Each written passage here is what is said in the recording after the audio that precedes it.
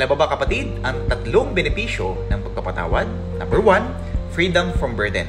Kapag nagpatawad ka, tinatanggal mo yung bigat ng bitterness at resentment sa puso mo. Sabi sa Colossians 3:13, as the Lord has forgiven you, so you also must forgive. Number 2, healing of relationships. Forgiveness restores what anger and pride destroyed. Hindi lang instant, pero ito ang unang step para mag-heal ang relationships.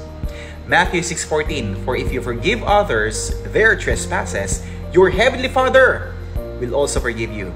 Number 3, reflecting God's love. Kapag nagpatawad ka, pinapakita mo na tunay nga na si Jesus ay namumuhay sa iyo. Si Jesus na nagmamahal at nagpapatawad kahit sa mga humusga at nanakit sa Kanya. Ephesians chapter 4, verse 32. Be kind to one another, tender-hearted, forgiving one another, as God in Christ forgive you.